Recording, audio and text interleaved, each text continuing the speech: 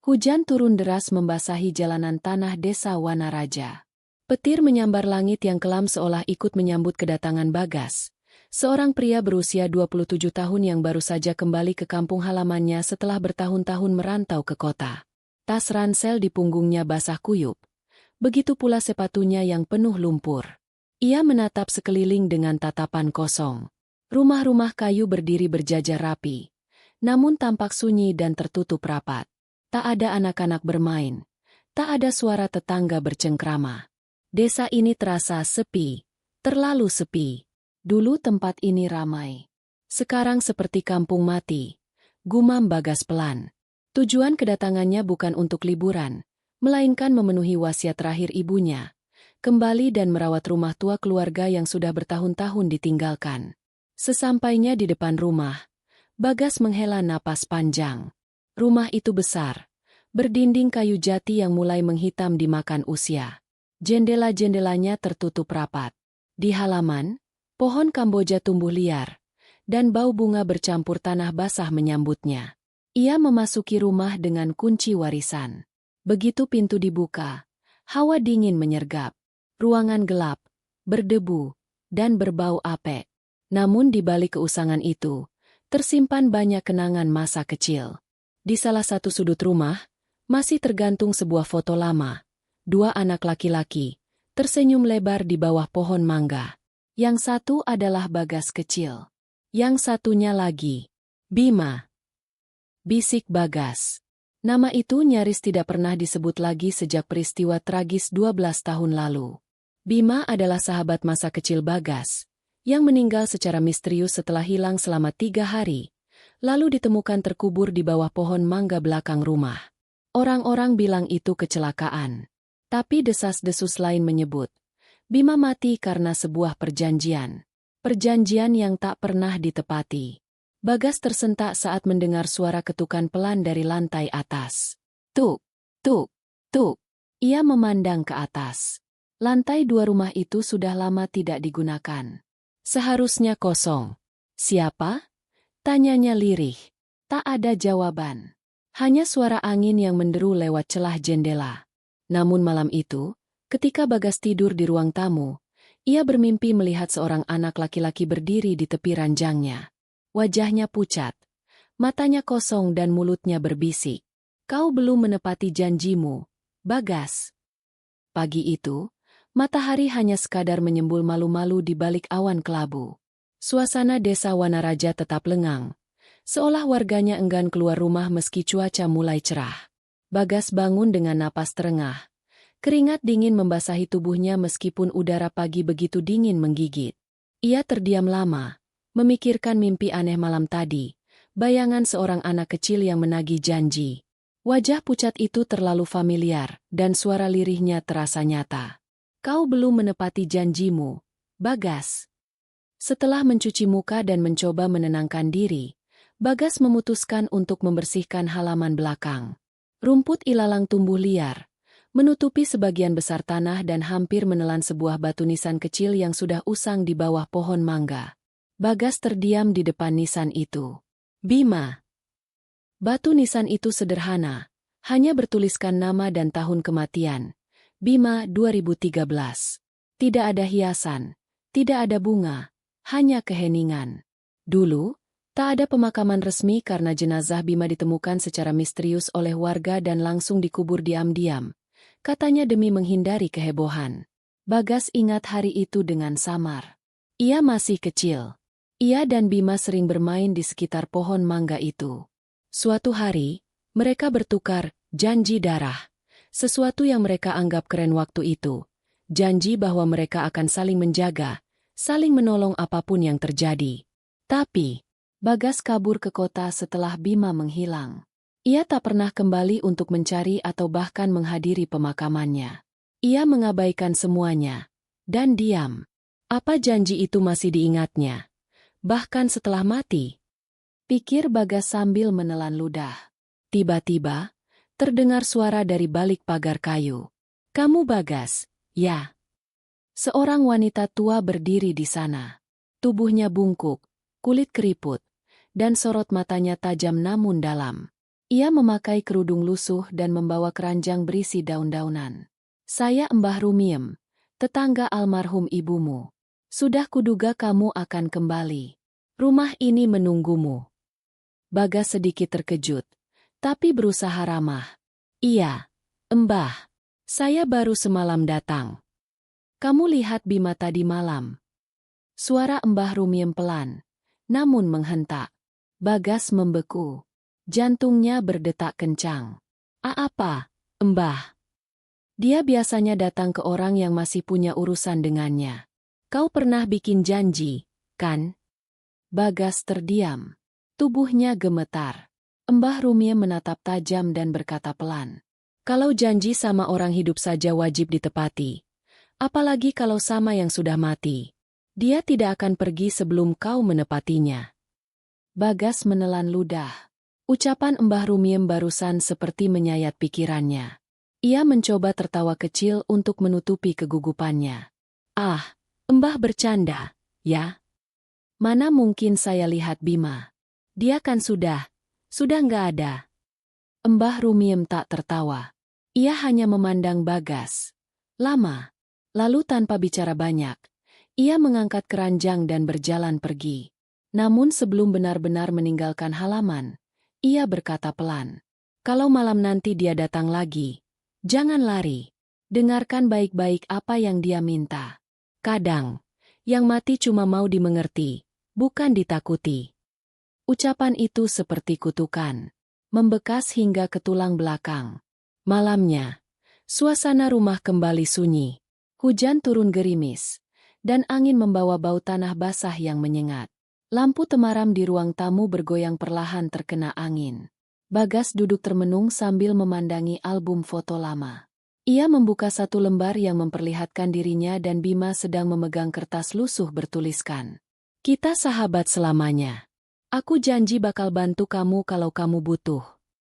Ada cap jari darah di bawah tulisan itu. Ritual bodoh masa kecil mereka. Astaga! Bagas menutup album itu cepat-cepat. Napasnya mulai tak beraturan. Tiba-tiba, dek! Suara seperti langkah kaki di lantai atas. Lantai 2 rumah itu seharusnya kosong. Selalu kosong sejak ibunya sakit dan tak pernah lagi naik ke atas. Dengan tangan gemetar, Bagas mengambil senter dan naik perlahan. Tangga tua berderit di setiap langkah. Lantai 2 itu gelap dan penuh debu. Debu begitu tebal hingga setiap langkah meninggalkan jejak di lantai kayu. Dan di ujung lorong terlihat pintu kamar tua setengah terbuka.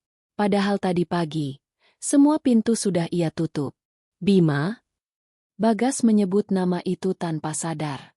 Saat ia mendorong pintu perlahan. Brak! Sebuah bayangan melesat di belakangnya. Cepat, dingin, dan menyeramkan. Senter di tangannya mati seketika. Gelap, total. Dan dalam kegelapan itu, suara itu terdengar kembali. Aku nunggu kamu, Gas. Janji itu belum kau tepati. Gelap, dingin, dan sunyi. Sebelum suara itu kembali terdengar di belakang Bagas. Kita sahabat selamanya, kan? Bagas membeku. Lehernya kaku. Ia ingin berbalik, tapi tubuhnya seperti terkunci. Lalu, perlahan, lampu senter di tangannya menyala kembali, sendiri. Cahaya itu menyorot ke arah meja belajar tua di sudut kamar. Di sana, tergambar sesuatu dengan jelas. Sebuah kertas lusuh yang sangat ia kenal. Tulisan tangan masa kecilnya masih ada di situ. Lengkap dengan noda darah di sudut kanan bawahnya. Janji darah. Bisik Bagas. Kenapa ini masih ada? Ia mengambil kertas itu dengan tangan gemetar. Tiba-tiba, kertak. Pintu kamar menutup sendiri dengan keras. Cahaya senter berkedip-kedip. Dan di cermin tua dekat lemari, bayangan anak kecil muncul sebentar. Bima. Wajahnya pucat, matanya kosong, dan bibirnya seperti bergerak, walau tanpa suara. Tapi Bagas bisa membaca gerak mulut itu. Aku butuh bantuanmu. Sekilas, mata Bima meneteskan darah. Kemudian bayangan itu lenyap begitu saja, meninggalkan Bagas yang terduduk di lantai, menggigil seperti anak kecil. Awan hujan 2 keesokan harinya. Bagas menemui Mbah Rumiem di gubuk kecil dekat kebun belakang. Perempuan tua itu seolah sudah menunggunya. Dia datang lagi, kan? Bagas hanya mengangguk pelan. Apa maksudnya? Dia bilang masih butuh bantuan. Mbah Rumiem duduk, menatap Bagas lama, lalu menjawab lirih. Waktu Bima hilang 10 tahun lalu, semua orang pikir dia diculik atau jatuh ke jurang. Tapi, kamu tahu kenyataannya, kan? Bagas tertunduk. Air matanya menetes. Aku tahu. Tapi aku takut.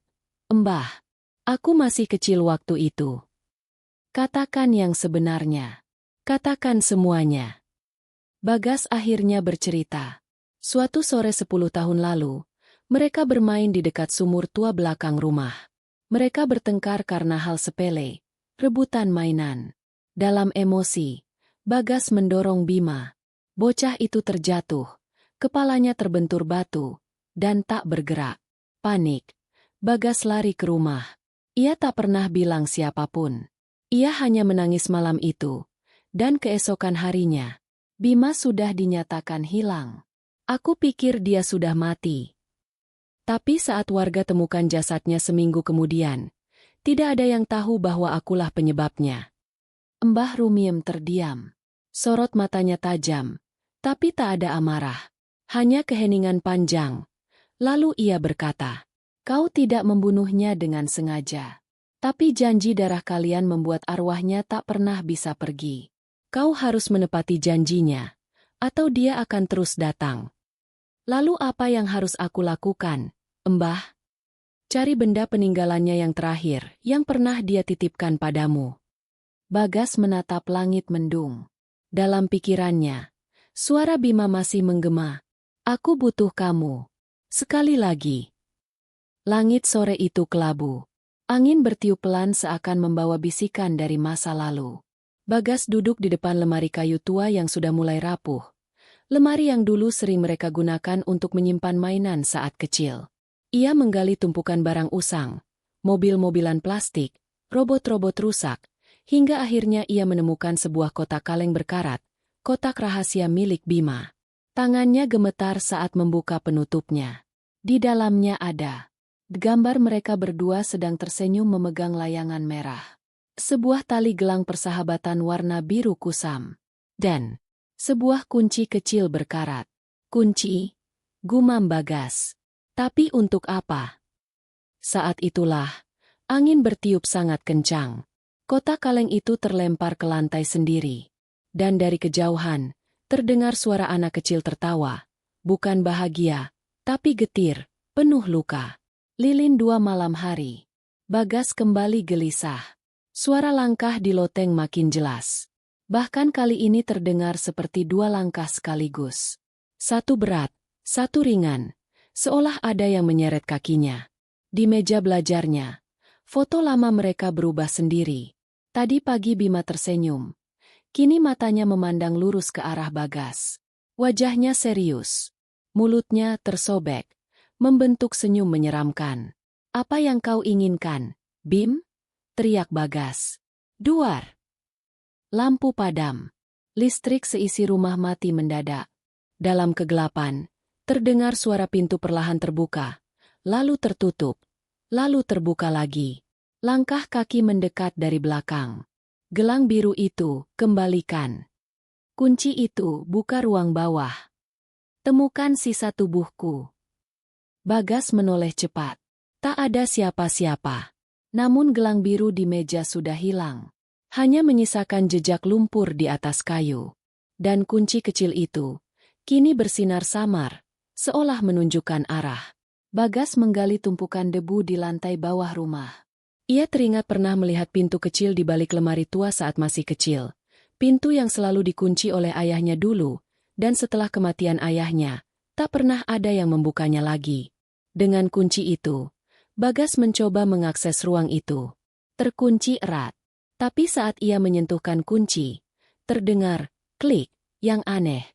Seolah pintu bukan dibuka secara mekanis, melainkan karena izin dari sesuatu yang tak kasat mata.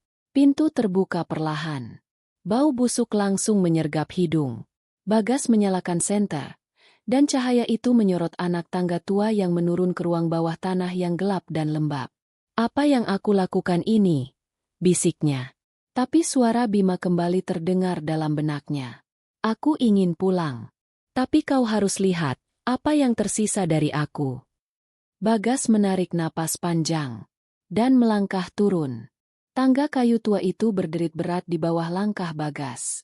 Udara di ruang bawah tanah itu dingin dan pengap, berbau tanah basah dan sesuatu yang lebih mengerikan, bau pembusukan. Senter di tangan Bagas menyorot ke dinding batu yang berlumut, lalu ke lantai tanah yang penuh retakan. Ia melangkah perlahan, mendengarkan suara detak jantungnya sendiri. Tiba-tiba, cahaya senter memantul ke sesuatu yang berkilau di pojok ruangan. Bagas mendekat dan melihat sebuah kotak kayu kecil tergeletak di tanah. Di atasnya, tertulis nama yang membuat darahnya membeku. "Bima." Dengan tangan gemetar, Bagas membuka kotak itu. Di dalamnya ada sehelai kain putih yang penuh noda darah kering. Foto kecil Bima sedang tersenyum. Sebuah surat sobek yang sulit dibaca, tetapi bagian akhir terlihat jelas. "Aku minta maaf, Bagas. Aku ingin pulang, tapi aku terjebak." Saat Bagas menutup kotak itu, terdengar suara gemerisik dari sudut ruangan. Bayangan gelap bergerak cepat. Bagas membalik badan. Jantungnya berdetak sangat kencang. "Bagas." Suara lirih terdengar. "Tolong aku." Bayangan itu makin jelas. Bentuknya menyerupai Bima, tapi wajahnya kacau, penuh luka dan darah. Ia mengulurkan tangan ke arah Bagas. "Janji kita, Bagas. Jangan tinggalkan aku di sini." Bagas menatap bayangan itu dengan air mata mengalir. "Aku minta maaf, Bim. Aku tak tahu harus bagaimana." Tiba-tiba bayangan itu menepuk bahunya dengan lembut, lalu berkata, "Cari surat itu. Surat dari ayahmu. Di situ jawabannya." Dengan itu, bayangan Bima menghilang, meninggalkan Bagas sendirian di ruang bawah tanah yang sunyi. Bagas berdiri, mengambil kotak kayu, dan kembali naik ke atas. Di kepalanya, berputar pertanyaan yang belum terjawab. Keesokan harinya, Bagas mencari surat lama ayahnya di lemari arsip rumah. Ia menemukan sebuah amplop usang bertuliskan, "Untuk Bagas, jika aku sudah tiada." Dalam surat itu tertulis peringatan dan pengakuan ayahnya tentang kejadian malam Bima meninggal, serta rahasia besar yang selama ini disembunyikan keluarga mereka. Bagas duduk di ruang tamu, memegang surat usang yang baru saja ia temukan. Tinta yang mulai pudar bercerita tentang malam kelam yang tak pernah ia ketahui. Ayahnya menulis dengan tangan gemetar, mengakui sebuah rahasia besar. "Bagas, jika kau membaca ini, berarti aku sudah tiada. Ada hal yang harus kau tahu tentang Bima dan malam itu. Bima bukan hanya sekadar korban kecelakaan. Dia terlibat dalam sesuatu yang gelap. Sesuatu yang tak boleh kau sentuh. Tapi dia menyerahkan segalanya padamu agar kau bisa menuntaskan janji itu." Dalam surat itu juga tertulis bahwa ada benda misterius yang disembunyikan di ruang bawah tanah, yang menjadi kunci untuk membebaskan arwah Bima. Tiba-tiba suara pintu depan terbuka dengan kasar. Angin dingin masuk membawa aroma tanah basah dan darah. Bagas menoleh dan melihat bayangan samar berdiri di ambang pintu. "Aku di sini, Bagas." Suara Bima berbisik, "Jangan takut. Aku butuh kau untuk menyelesaikan ini." Bagas kembali ke ruang bawah tanah dengan surat ayahnya di tangan. Dengan petunjuk di surat itu, ia mencari celah tersembunyi di dinding yang selama ini tak pernah terlihat. Setelah beberapa menit mencari, ia menemukan sebuah lubang kecil yang tertutup batu bata longgar. Dengan hati-hati, ia membuka penutup itu dan menemukan sebuah kotak kayu besar. Di dalam kotak itu terdapat beberapa barang. Sebilah pisau kecil dengan ukiran aneh. Buku harian Bima dengan catatan-catatan tentang ritual dan janji. Sebuah liontin yang dulu selalu dipakai Bima. Bagas menyadari, untuk menepati janji itu, ia harus melakukan sesuatu yang belum pernah ia bayangkan. Malam itu, Bagas berdiri di tengah ruang bawah tanah yang gelap. dikelilingi oleh lilin-lilin yang menyala redup. Di tangannya, ia memegang buku harian Bima yang penuh dengan catatan dan simbol aneh. Suara Bima kembali terdengar, samar dan penuh harap. Ikuti langkah ini, Bagas. Jangan ragu. Bagas membuka halaman yang sudah lusuh, membaca mantera yang tertulis dengan tinta hitam pekat. Dengan darah dan janji yang terikat. Aku memohon pembebasan jiwa yang terpenjara. Lilin-lilin di sekeliling mulai berkedip-kedip seakan ada kekuatan lain yang mengawasi. Tiba-tiba angin kencang menerpa ruang bawah tanah. Lilin-lilin padam. Dalam kegelapan, terdengar suara teriakan nyaring, seperti orang yang kesakitan. Bayangan gelap muncul, mengerikan dan penuh kemarahan. Jangan coba bebaskan aku. Suara itu menggema. Bagas gemetar, tapi ia berusaha fokus dan melanjutkan ritual. Buku harian mengingatkan Bagas bahwa untuk menyelesaikan ritual, ia harus mengorbankan sesuatu yang sangat berharga, sebuah kenangan terindah tentang Bima. Dengan berat hati, Bagas mengambil liontin yang dulu selalu dipakai Bima dan memutuskan untuk menyerahkan kenangan itu demi membebaskan sahabatnya. Saat liontin dilepaskan dari lehernya, cahaya putih muncul dari dalam kotak kayu, menyelimuti ruang bawah tanah. Suara Bima berubah menjadi lembut, penuh rasa syukur. Terima kasih, Bagas. Kini aku bebas. Bayangan itu perlahan menghilang, dan udara di ruang bawah tanah terasa lebih hangat, lebih damai. Keesokan paginya, Bagas keluar dari ruang bawah tanah dengan perasaan campur aduk. Ia merasa lega, tapi ada sesuatu yang berubah. Suasana di rumahnya terasa berbeda, seolah ada energi tak terlihat yang mengawasi. Selama beberapa hari, Bagas mulai mengalami kejadian aneh. Lampu sering mati tiba-tiba saat malam. Bayangan samar muncul di sudut matanya. Suara bisikan lembut terdengar dari kamar kosong. Namun, yang paling mengganggu adalah mimpi buruk tentang Bima yang memohon bantuan lagi. Tapi kali ini dengan wajah yang lebih menyeramkan. Di sebuah mimpi, Bima berkata, "Aku sudah bebas dari ikatan itu, tapi ada sesuatu yang lain yang menunggu. Janji yang belum selesai." Bagas terbangun dengan keringat dingin. Ia sadar bahwa ritual tadi hanya awal dari sesuatu yang jauh lebih besar dan berbahaya. Bagas memutuskan untuk menemui orang tua Bima, mencari jawaban. Mereka menceritakan tentang sebuah kutukan keluarga yang menimpa Bima, dan bahwa pembebasan arwah hanyalah satu bagian dari keseluruhan misteri. Mereka memperingatkan Bagas, "Jangan sampai janji itu menjadi beban yang menghancurkan hidupmu." Bagas berjanji pada dirinya sendiri untuk menggali lebih dalam dan menemukan kebenaran di balik kutukan tersebut. Ia tahu perjalanan ini belum selesai.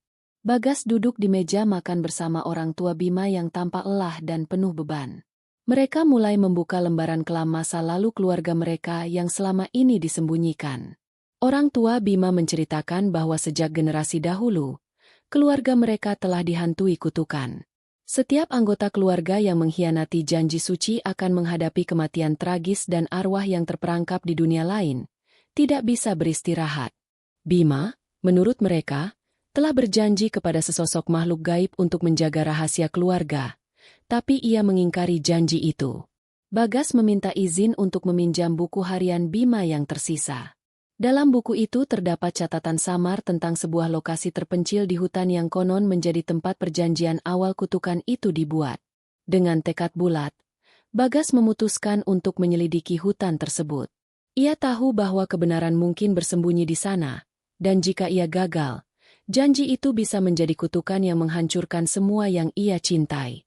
Sebelum pergi, Bagas menghubungi sahabatnya, Raka, untuk ikut menemani dan menjaga keselamatan mereka berdua. Malam itu, dengan perlengkapan seadanya dan semangat yang menyala, Bagas dan Raka mulai memasuki hutan gelap yang penuh misteri. Suara serangga malam dan desiran angin membuat suasana makin mencekam. Bagas dan Raka melangkah pelan memasuki hutan yang dikenal penduduk setempat sebagai hutan terlarang. Kabut tipis menyelimuti pepohonan tinggi, menciptakan suasana dingin dan menakutkan. Di tengah perjalanan, suara bisikan dan langkah-langkah samar terdengar dari balik pepohonan. Raka mencoba meyakinkan Bagas bahwa itu hanya hewan malam, tapi perasaan waspada tetap menggelayuti mereka. Di sebuah clearing kecil, Bagas menemukan batu besar dengan ukiran simbol-simbol kuno yang sama seperti dalam buku harian Bima. Ia merasakan getaran aneh saat menyentuh batu itu. Raka menunjuk ke sebuah lorong sempit yang tersembunyi di balik semak belukar. Mereka memasuki lorong itu, yang membawa mereka ke sebuah gua kecil. Di dalam gua terdapat altar batu dengan bekas darah kering dan lilin yang telah lama padam. Bagas menyadari ini adalah tempat ritual kuno keluarga Bima yang terkait dengan kutukan.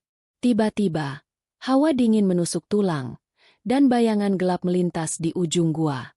Suara tawa menyeramkan bergema, membuat Raka menjerit ketakutan. Bagas tahu, mereka tidak sendirian.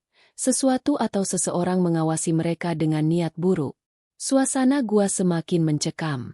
Bayangan gelap itu bergerak cepat, melingkari Bagas dan Raka. Mereka berdua saling berpandangan, mencoba menahan rasa takut yang menguasai.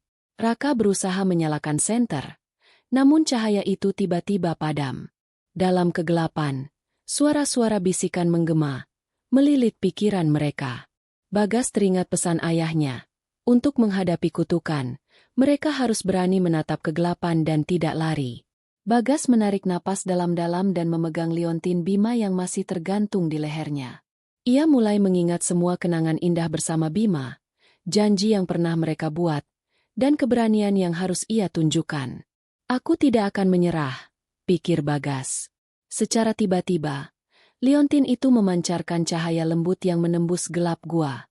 Bayangan hitam itu meronta, mengeluarkan suara melengking sebelum akhirnya menghilang. Raka dan Bagas merasa udara di gua menjadi lebih hangat dan tenang. Di altar batu, Bagas menemukan sebuah buku kuno tersembunyi di bawah tumpukan batu. Buku itu berisi ritual untuk menghapus kutukan yang selama ini menghantui keluarga Bima.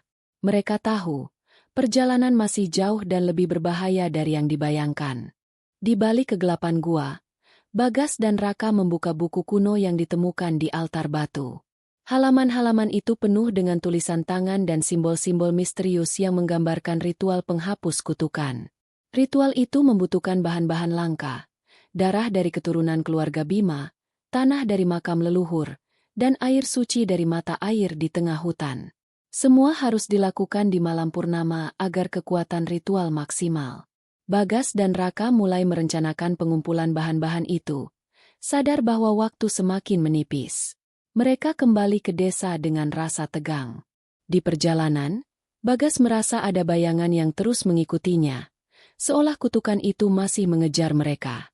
Namun, tekad Bagas semakin kuat untuk mengakhiri penderitaan keluarganya dan membebaskan arwah Bima sepenuhnya.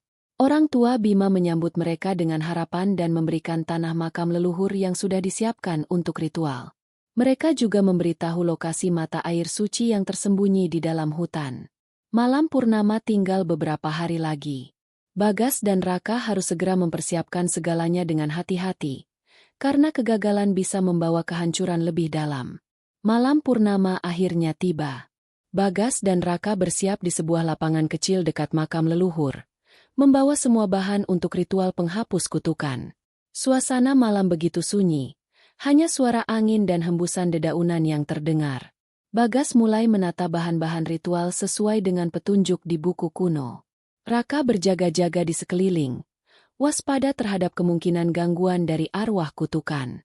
Dengan suara lirih, Bagas membacakan mantra-mantra kuno yang tertulis dalam buku.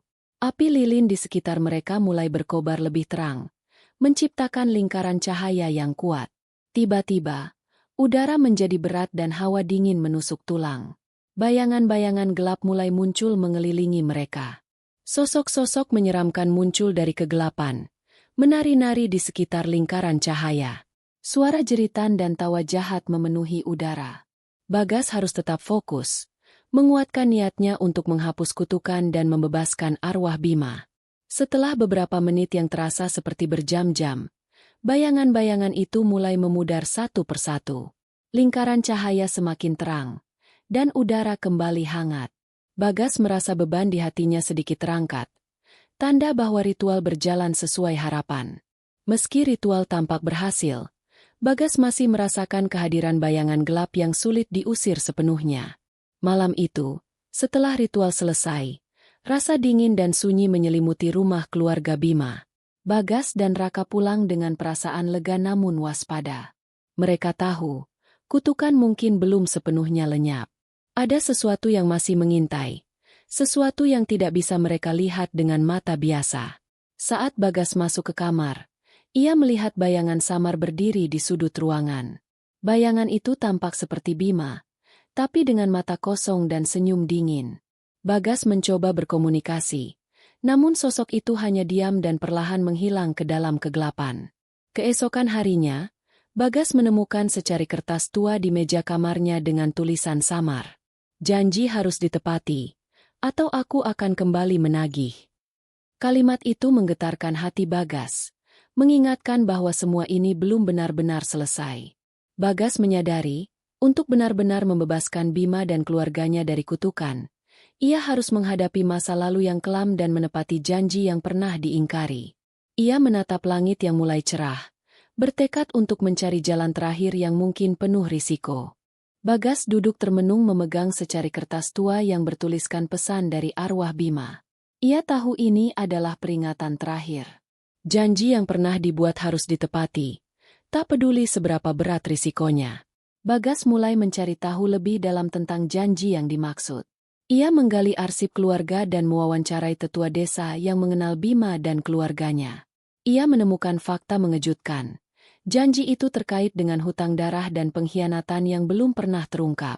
Dengan bantuan Raka, Bagas mengunjungi makam leluhur keluarga Bima di tengah hutan. Di sana, mereka melakukan permohonan dan meminta petunjuk agar kutukan itu benar-benar hilang. Bagas mengingat kembali momen di masa kecilnya bersama Bima saat mereka berjanji untuk selalu menjaga rahasia keluarga. Namun, janji itu pernah dilanggar oleh seseorang yang sangat dekat. Kini Bagas sadar, untuk menghapus kutukan sepenuhnya, ia harus mengungkap dan memperbaiki kesalahan masa lalu itu. Itu berarti harus menghadapi ancaman dari orang-orang yang selama ini menyembunyikan kebenaran. Tekad Bagas semakin kuat untuk menuntaskan semuanya demi keselamatan keluarganya dan kedamaian arwah Bima.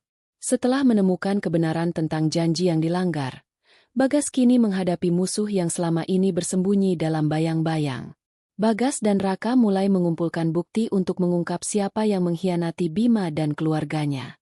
Semua petunjuk mengarah ke sosok yang tidak terduga, salah satu kerabat dekat keluarga. Dengan hati-hati, Bagas menghadapi kerabat tersebut. Namun, yang terjadi bukan hanya pertengkaran biasa. Ada kekuatan gelap yang ikut campur, membuat situasi semakin menegangkan. Saat malam tiba, bayangan-bayangan menyeramkan datang menghantui Bagas dan keluarganya, menuntut keadilan dan janji yang harus ditepati. Bagas harus segera bertindak sebelum semuanya terlambat. Bagas bertekad untuk menebus pengkhianatan itu, meski harus menghadapi bahaya besar. Ia tahu, hanya dengan itu arwah Bima bisa tenang dan kutukan benar-benar hilang. Di tengah malam yang sunyi, Bagas tahu waktunya telah tiba. Ia harus melakukan pengorbanan besar agar kutukan dan teror yang menghantui keluarganya bisa berakhir. Bagas menyiapkan diri secara fisik dan mental. Ia kembali membuka buku ritual dan mempersiapkan bahan-bahan yang diperlukan untuk upacara pengorbanan, termasuk darahnya sendiri sebagai keturunan terakhir. Di tempat yang sama di hutan, di bawah sinar bulan purnama, Bagas memulai ritual. Suara mantra keluar dari bibirnya dengan penuh penghayatan, mengalirkan energi kuat ke udara. Tiba-tiba, bayangan hitam yang selama ini menghantui muncul dengan wujud penuh amarah. Namun Bagas tak gentar. Dengan keberanian dan ketulusan, ia mengorbankan darahnya sebagai tebusan.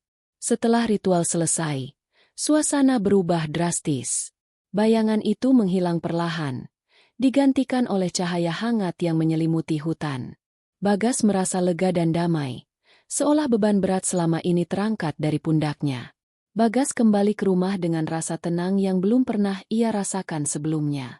Ia tahu janji yang pernah dibuat akhirnya ditepati, dan arwah Bima bisa beristirahat dengan tenang. Meski ritual pengorbanan berhasil menghilangkan bayangan kutukan, Bagas masih merasakan ada sesuatu yang belum selesai. Beberapa hari setelah ritual, Bagas mengalami mimpi buruk yang sama berulang kali. Sosok Bima yang menatapnya dengan mata penuh harap tapi juga kesedihan. Ia merasa ada pesan tersembunyi yang belum tersampaikan. Dengan bantuan Raka, Bagas mulai menelusuri kembali sejarah keluarganya, mencari jejak-jejak yang mungkin tertinggal. Mereka menemukan catatan lama yang menunjukkan bahwa kutukan itu hanyalah bagian dari masalah yang lebih besar. Tiba-tiba, kejadian aneh mulai terjadi di desa. Orang-orang merasa diawasi dan beberapa mengalami gangguan misterius. Bagas sadar, masalah mungkin tidak sepenuhnya berakhir dan ada kekuatan lain yang mulai bangkit. Meski lelah dan hampir putus asa, Bagas bertekad untuk menggali lebih dalam dan memastikan keselamatan keluarganya dan desa. Bagas dan Raka berhasil mengumpulkan bukti dan menemukan fakta mengejutkan yang selama ini tersembunyi di balik kutukan keluarga.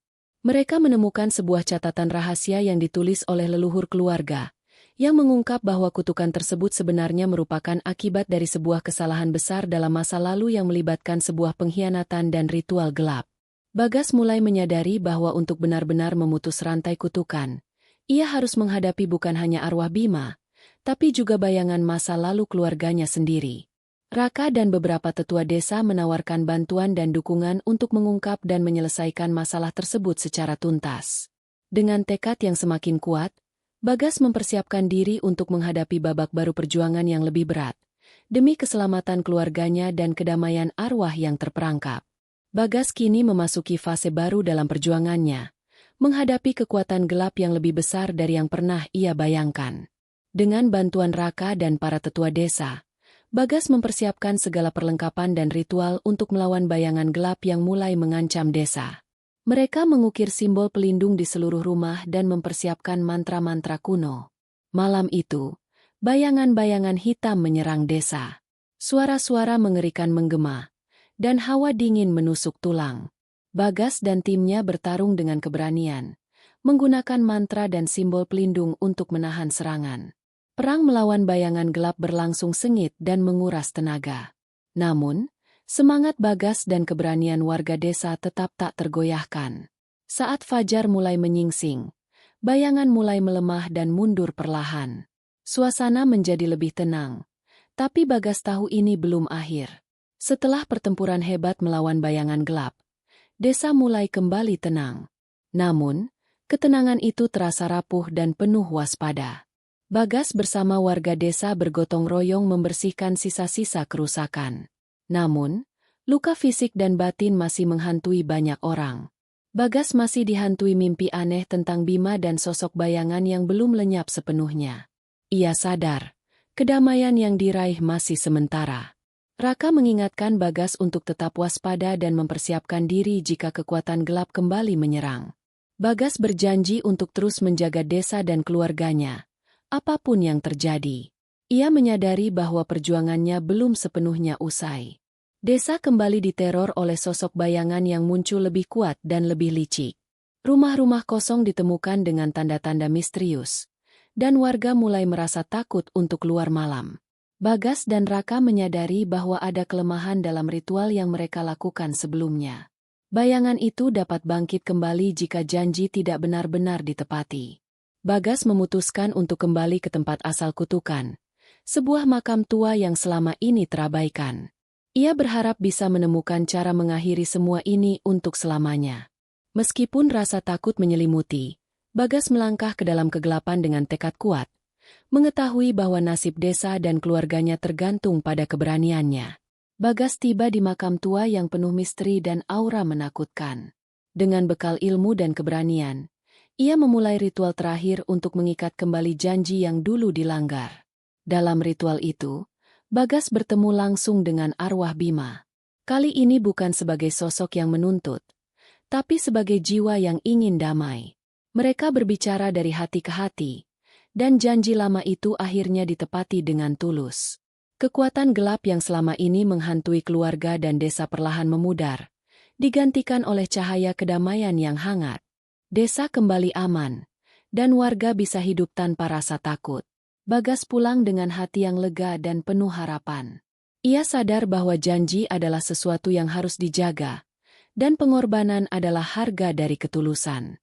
Dengan pesan kuat tentang pentingnya menjaga kata dan bertanggung jawab atas setiap janji yang dibuat, karena janji yang dilupakan bisa membawa akibat yang menakutkan.